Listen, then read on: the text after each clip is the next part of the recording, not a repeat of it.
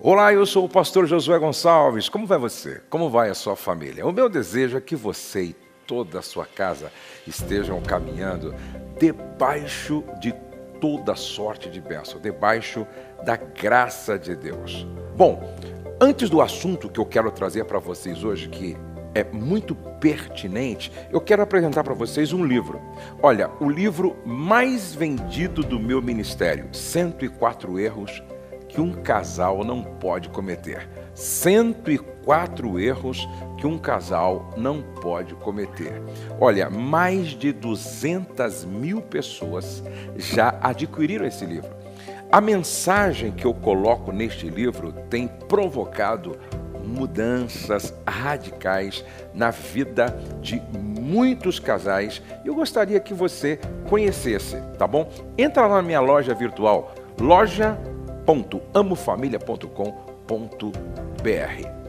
Vamos então para a mensagem de hoje dentro do nosso quadro Devocional para a Família.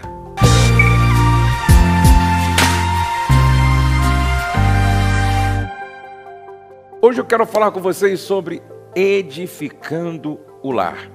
Antes, porém, você já se inscreveu no meu canal? Se você não se inscreveu ainda, se inscreva, faça parte desta grande família debaixo da graça. Edificando o lar. Amor e reconciliação, ou sensualidade e divórcio. Estes dois casais de palavras são inseparáveis, porque estão debaixo da lei de causa e efeito. Examinando o livro de Oséias, fica patente que Deus não estava indiferente ao povo por causa de seus pecados.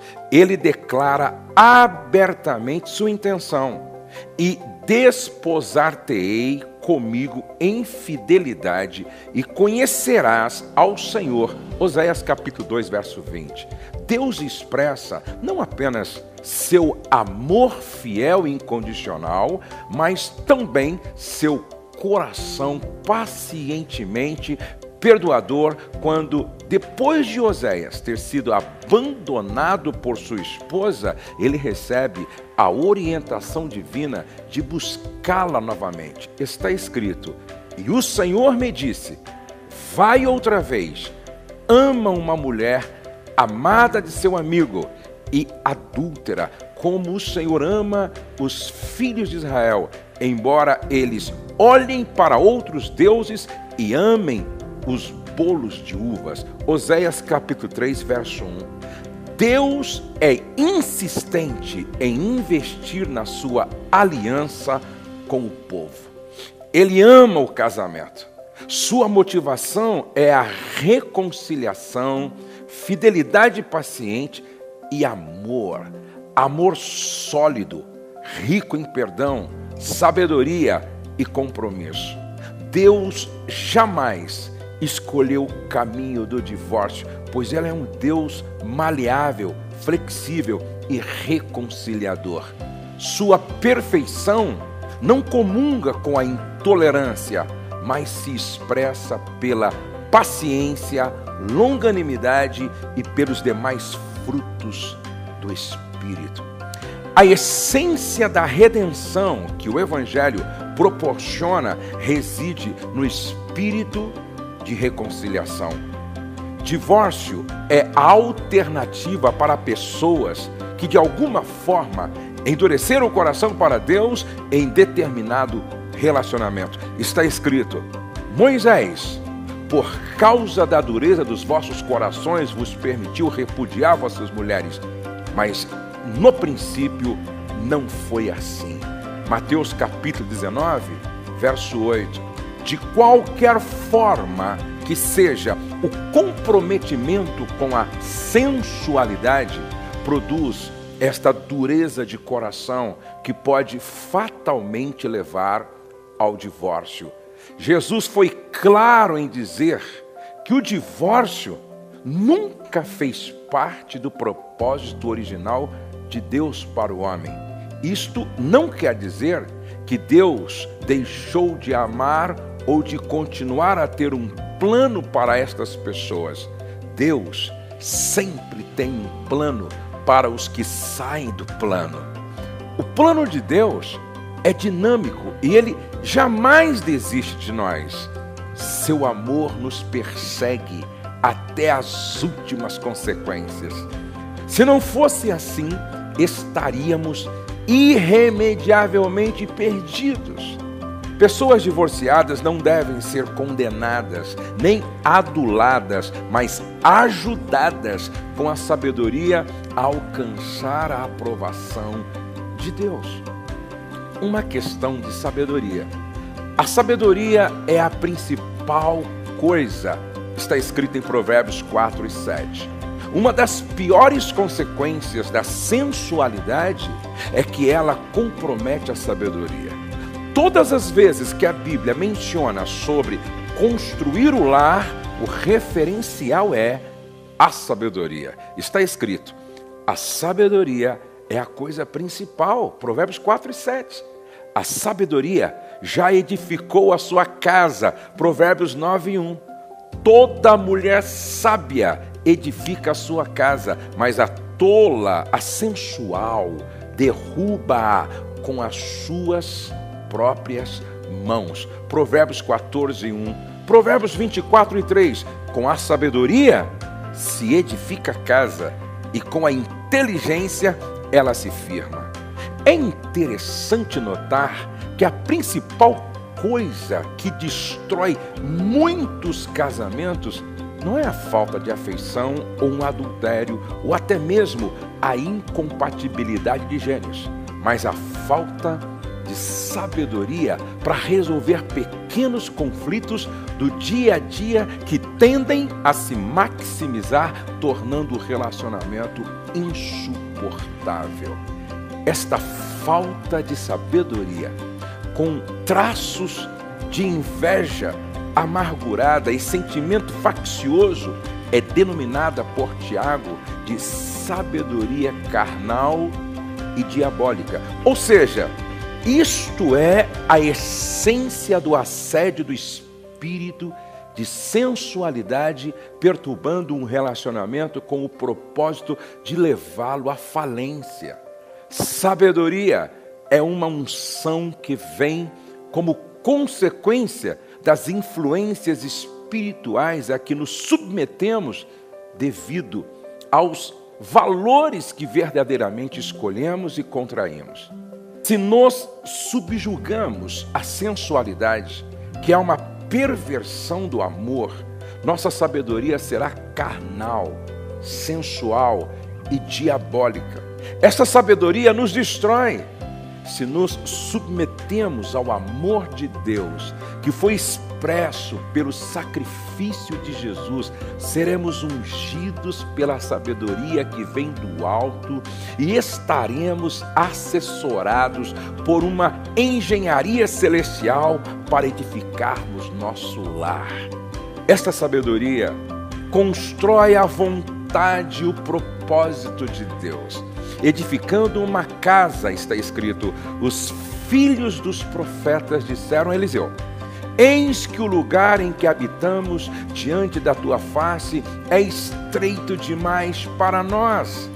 Vamos, pois, até o Jordão, tomemos de lá, cada um de nós, uma viga, e ali edifiquemos para nós um lugar em que habitemos. Respondeu ele: ide.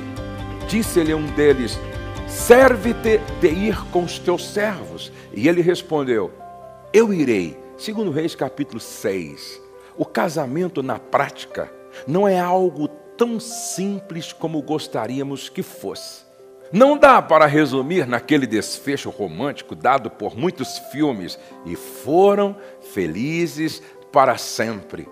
Acho muito interessante esta passagem da vida de Eliseu, onde um de seus discípulos, ao edificar uma casa, perdeu o ferro do machado que, ao se soltar do cabo, caiu dentro do Rio Jordão.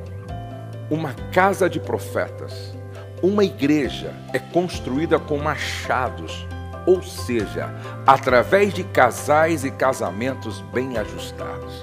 Neste sentido, É necessário muita restauração, o que não é uma tarefa meramente natural. Precisamos da palavra profética personificada aqui por Eliseu, ou seja, da sabedoria que vem do alto para prover o encaixe necessário e manter uma postura de reconciliação. Restaurar ou ajustar um relacionamento de forma a proporcionar uma atitude eficiente de amor e serviço exige um entendimento renovado pela sabedoria divina. O machado é um símbolo do casal, o cabo e o ferro. Separados eles têm muito pouca utilidade. Juntos eles produzem uma ferramenta capaz de construir uma casa. E esta casa é a profecia de uma igreja poderosa. O casamento é a arte de unir duas pessoas com natureza e passado totalmente diferentes, ferro e madeira, visando um propósito maior que a família. Neste caso, Deus precisou mudar a natureza do ferro, fazendo-o flutuar para que o ajuste fosse conseguido. A unidade tem o seu preço. Vou repetir. A unidade tem o seu preço. A aliança tem o seu preço. A parceria tem o seu preço. Relacionamentos têm o seu preço. Casamento exige mudanças. Com certeza, no casamento, Deus vai fazer este milagre de mudar a natureza. É necessário lançar o madeiro no lugar certo para fazer o ferro flutuar. Aplicar a cruz. A cruz de Cristo detém a sabedoria de Deus que muda a nossa natureza. Quando aquele madeiro foi lançado no lugar certo, o ferro flutuou, diz a palavra. É necessário voltar nestes pontos onde o ferro tem afundado, onde espiritualmente o casamento está sendo perdido. E quando aplicamos a cruz, o milagre da reconciliação acontece. A Bíblia diz: lembra-te, pois, de onde caíste, e arrepende-te, e pratica as primeiras obras. Apocalipse 2:5. Para aqueles que a palavra da cruz é loucura, há muito pouca ou nenhuma esperança de um casamento próspero. O casamento é um checkmate de Deus no nosso orgulho e egoísmo. Casamento é o grito da interdependência.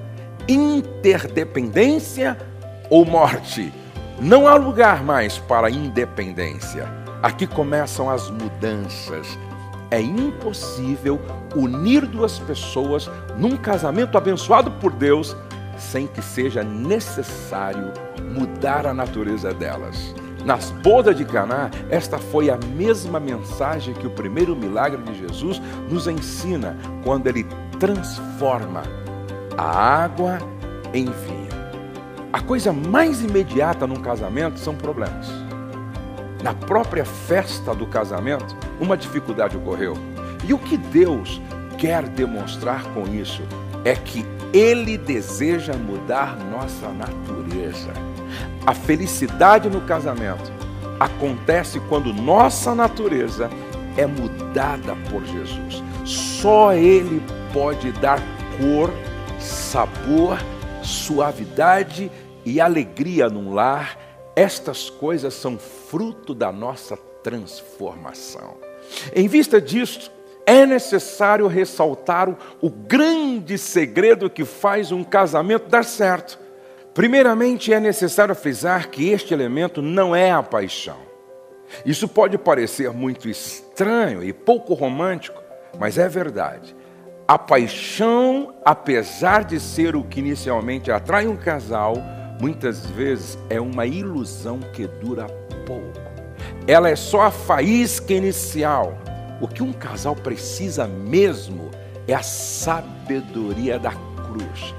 Todo o tesouro que precisamos vem pela verdadeira sabedoria que proporciona um relacionamento sólido de amor. Eu gostaria que você parasse um pouco para refletir sobre esta mensagem. É a sabedoria da cruz que nos leva a edificar um casamento à prova do tempo e das adversidades. É a sabedoria da cruz que nos leva a entender o perdão, a graça, a misericórdia, a paciência e a longanimidade. Deus abençoe você. Deus abençoe sua casa. Se você gostou, clique aqui embaixo no gostei.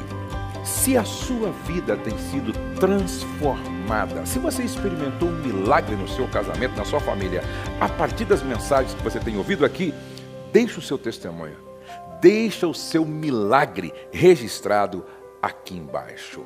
Deus abençoe você e a sua casa. E não se esqueça, nenhum sucesso justifica o fracasso de uma família ou de um casamento. Até o nosso próximo encontro. Um grande abraço.